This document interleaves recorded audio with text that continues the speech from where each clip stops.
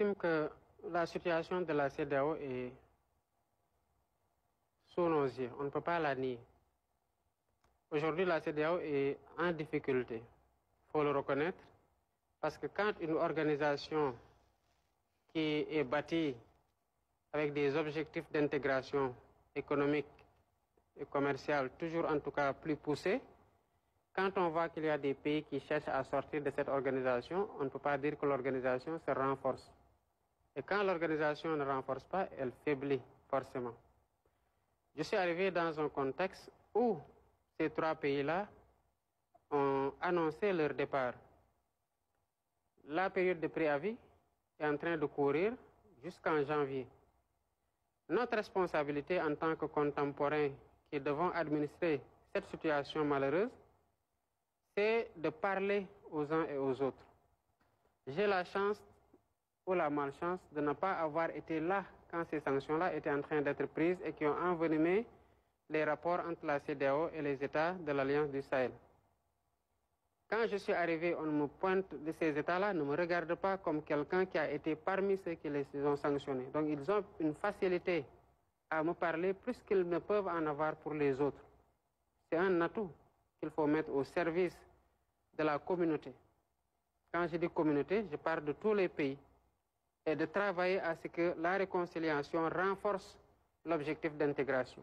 Je n'ai pas attendu d'aller à la CEDEAO.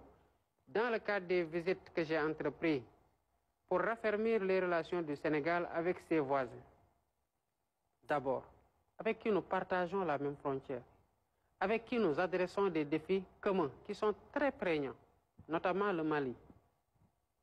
Mais je suis allé dans ce sens-là pour le renforcement de la coopération bilatérale, mais j'en ai profité pour leur dire ce que je pense de leur projet de mise en place d'une confédération.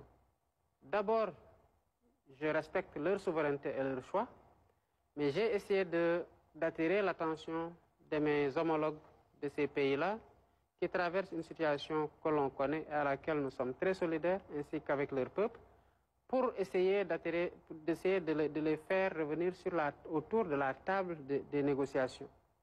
Parce que ce qui n'est pas bien quand il y a conflit, c'est qu'il n'y ait pas de plage pour se parler. À ce que je sache, aucun pays n'est allé bombarder aucun autre pays. Les États-Unis, en 1945, ont fait ce qu'ils ont fait à Nagasaki et à Hiroshima. Est-ce que pour autant ils ne se sont pas parlé? Si. Donc on ne peut pas accepter une situation de fait où il est impossible qu'un dialogue puisse avoir entre les États de l'Alliance du Sahel et la CEDEAO. Cela n'a rien à voir avec la mise en place de leur confédération. Mais même s'ils décident de sortir de la CEDEAO, comme l'Angleterre a eu à le faire dans le cadre du Brexit, il faut bien que cette situation-là soit administrée. Même s'ils décident qu'ils ne reviendront plus jamais dans la CEDEAO, il faut bien qu'on discute de comment ils vont partir, qu'est-ce qu'ils avaient dans la CEDEAO qu'ils ne pourront plus avoir, et qu'est-ce qu'ils vont avoir dans le cadre de la coopération bilatérale, est-ce que. Donc il y a énormément de questions à faire, à discuter. L'autre chose, c'est que même s'ils ne sont plus dans la CEDEAO, cela n'empêche que nous adressons aujourd'hui des défis communs, notamment le terrorisme, les trafics illicites, qu'il s'agisse de substances illicites ou d'êtres humains, ou d'autres défis que nous avons en commun.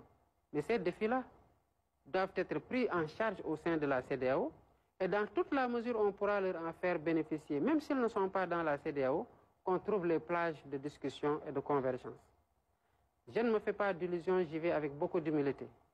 Je vais faire en compagnie de mes pairs et sous la supervision de la CEDEAO ce que je crois devoir faire, à savoir dialoguer, discuter, travailler à réconcilier les positions. La décision qui sera prise par les États de l'Alliance du Sahel est une décision que l'on respectera parce que c'est des États qui sont souverains. Mais j'estime que quelle que soit la décision, les États du Sahel ainsi que l'Alliance des États du Sahel ainsi que la CEDEAO doivent discuter parce qu'il y a beaucoup de défis qui intéressent à la fois les États membres de l'Alliance du Sahel que les États de la CEDEAO.